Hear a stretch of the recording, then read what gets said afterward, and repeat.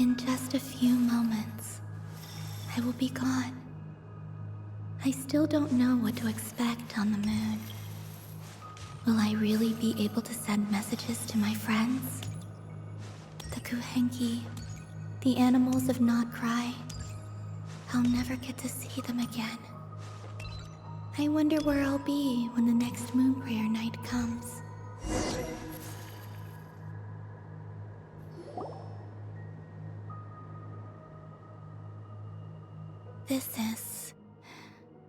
This is where the people of Hyperborea used to communicate with the moons.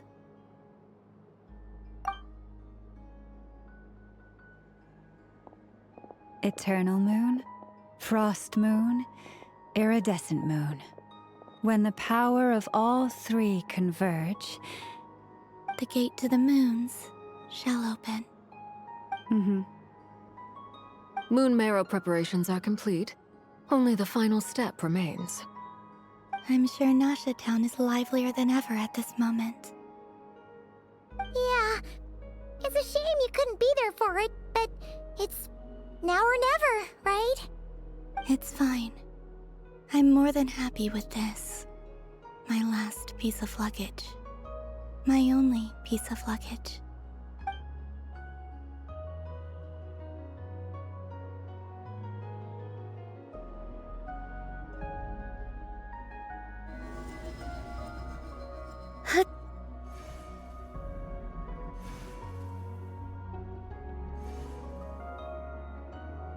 I can already feel the moon calling to me.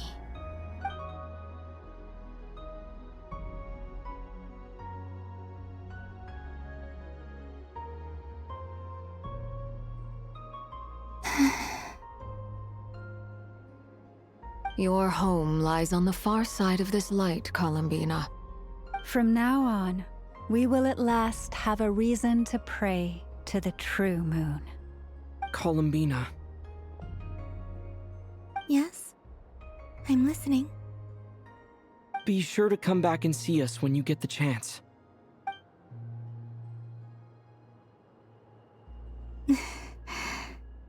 Of course. But if that chance doesn't come, then remember that you have friends on this planet. People who will miss Columbina. Yes, I will. Thank you for everything you've done for me. And remember, come night or day, the moonlight shall always connect us. Well then, farewell, my friends.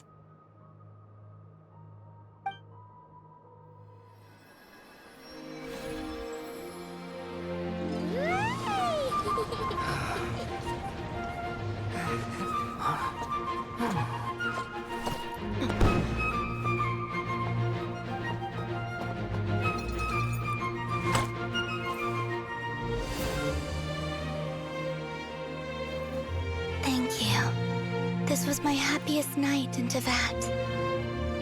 Farewell, Columbina.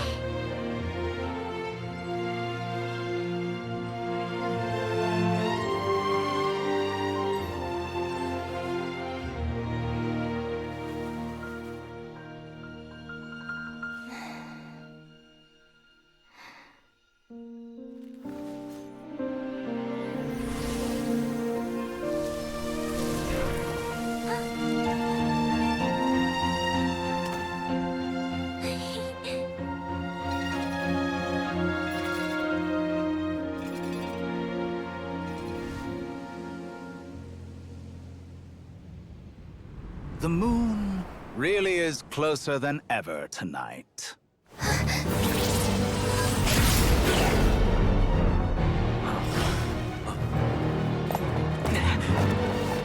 Columbina. All three moons in one place. Time for one final experiment. Reason, life, death, time, and space. They all believed I would fail.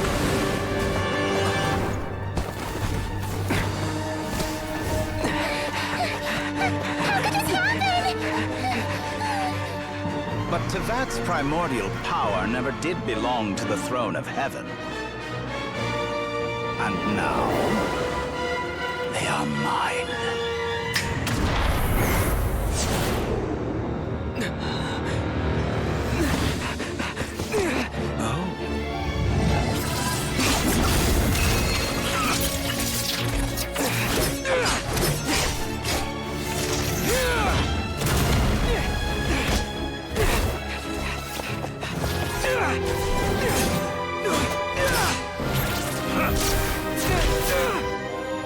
No, as long as I'm here. The Doctor is free to wield the Three Moons' power.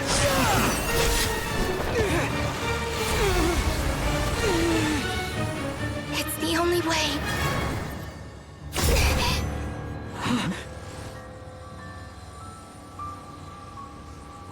I guess I won't be going home today.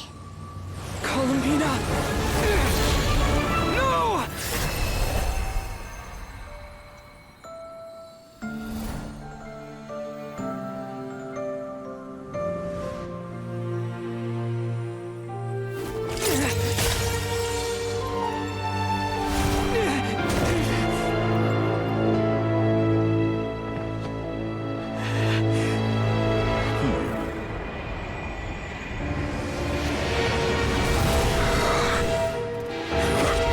Stubborn world, do not try to control me!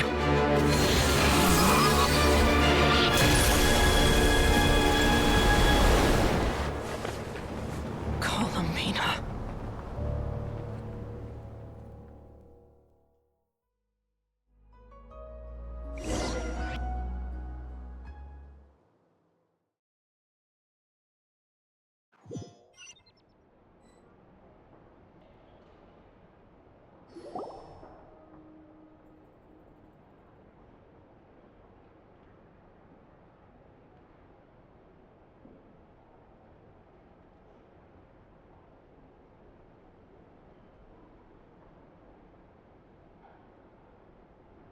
Are you all right?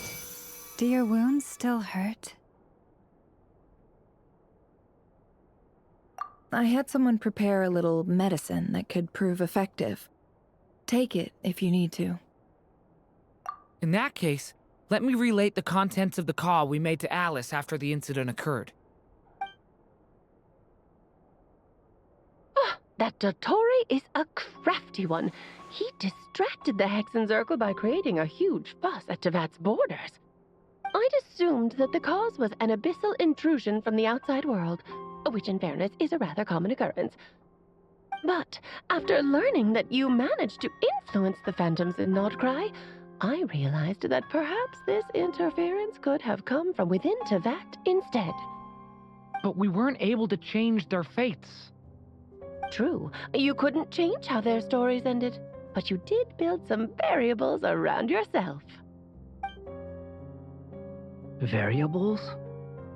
Yes, things you heard that you could not otherwise have learned, ideas that would otherwise have never crossed your mind. All these things are variables. Of course, most variables usually pale into insignificance with the myriad of possibilities floating around. But the moment you start treating them as building blocks and intentionally stacking them, that changes things. That's what Dottore did, and it's how he created the necessary conditions so that when you activated the portal tonight, it played right into his plan. However, we have no way of knowing exactly what he did.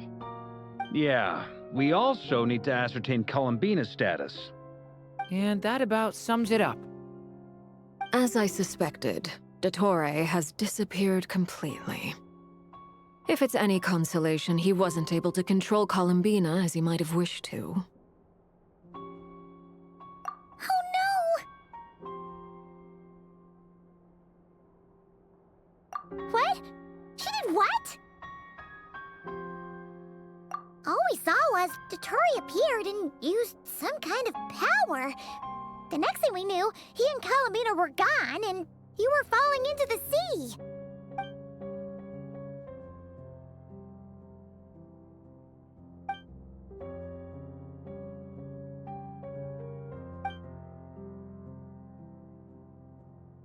So, Columbina intentionally opened the Moon Gate and escaped into the same mysterious world as Rerir and Thalindus. Sounds like bad news.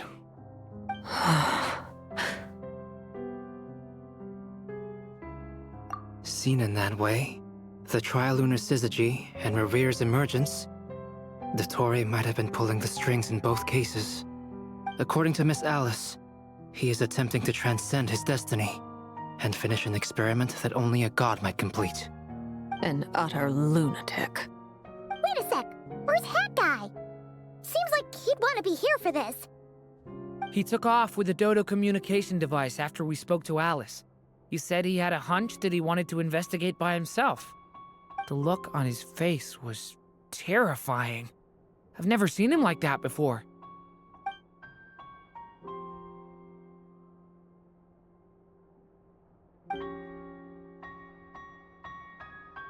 I'm back. Hat Guy!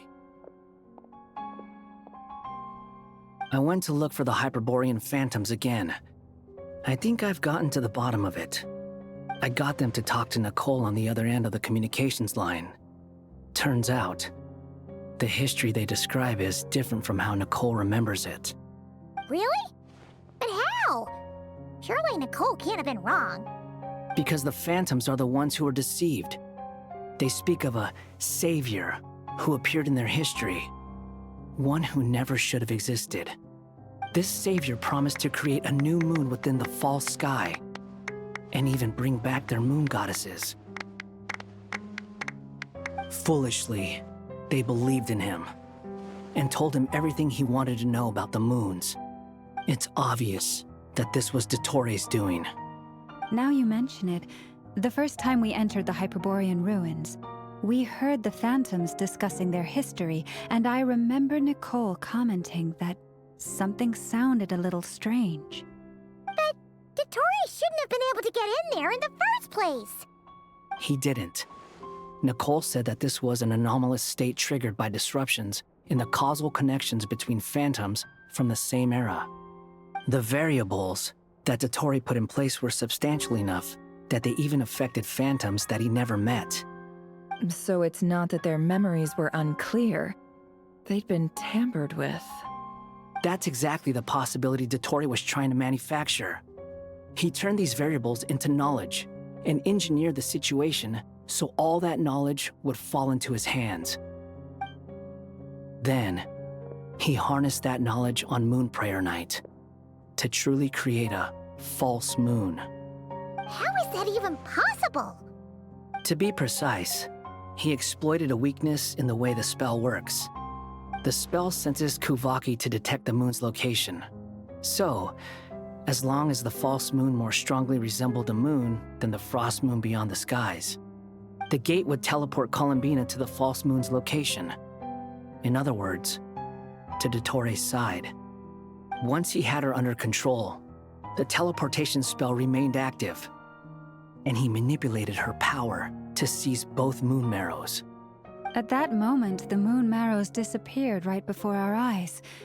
It was already too late, even as we were leaving the ruins. By then, Dottore had already amassed the power of all 3 moons. So, where does that leave us? What do we do now? I'd certainly like to know what Her Majesty thinks, now that the concerns I expressed to her have come to pass. But we cannot simply sit and wait for her to decide the matter. And in any case, it is not the Fatui Harbinger Damselette who sees us as her friends, but rather Columbina Hyposelenia. If, even in such extreme circumstances, Her Majesty will not lift the prohibition on Harbingers drawing steel against one another, then I will do as my heart demands.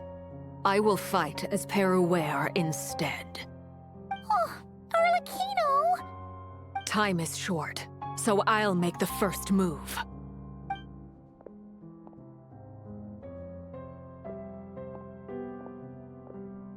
Whew. Even Arlecchino seems to be losing her cool now.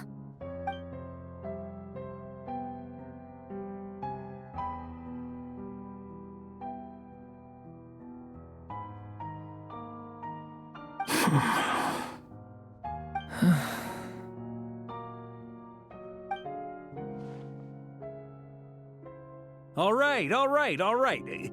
Lose those dejected looks for a moment and let me get a word in. It looks bad, I won't lie. Very bad, in fact.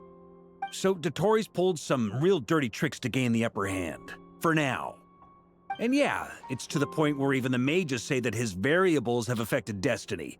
I'm not so sure, though. Many have told me that Teyvat's destiny is fixed, and that does appear to be the case. Well, what makes Dotori so sure he'll be the exception? And since he was able to stack these variables up, who's to say we can't do the same? You of all people should not be discouraged, traveler from afar. This isn't over yet. And you're not alone in that. Everyone here does, whether they've spoken thus far or not. But none of us are the type to sit back and wait for the sun to shine again. That's exactly how a knight should roll. If they knock you down, you get back up and get back in it. Don't forget, Honorary Knight, you're a legitimate member of Mondstadt too. Fark is right. This is far from over. Dotori's already way overdue a butt-kicking given his past shenanigans. And after this, he's earned himself a double dose. That's what I'm talking about. How's everyone else feeling? I'll use Kuvaki to investigate Columbina's whereabouts. I am not ready to give up either. Leave the intel gathering to me. Whatever happens within Nodcry's borders, when the Curatorium of Secrets wants to be in the know, we always find a way. Aino and I will do all we can to support you. We will attempt to reverse engineer Dotori's actions and seek a breakthrough that way. Alice and Nicole are busy dealing with an emergency at Teyvat's borders, so they can't return just yet. But they're both very angry about this. They've asked Albedo and me to act on the Hexenzirkel's behalf and do everything in our power to fight back against Dotori. Are you ready then? We're going to have to conduct a lot of research, even in the early stages. I'll do my best. As for me, I'm pretty familiar with Dotori's way of doing things, so I can try to predict his next move. I'll help with your investigation. Nice! Looks like we have our basic division of labor. I'll get in touch with Flints and Itlua, get them to have a chat with their Starshiner. It couldn't hurt to bring the Lightkeepers on board as well. At the same time, I'll pass on instructions to the Knights present in Nodcry to assist the Lightkeepers and other organizations in ensuring the safety of those living here. Yeah! We'll show him! That's it then. Good luck, everyone.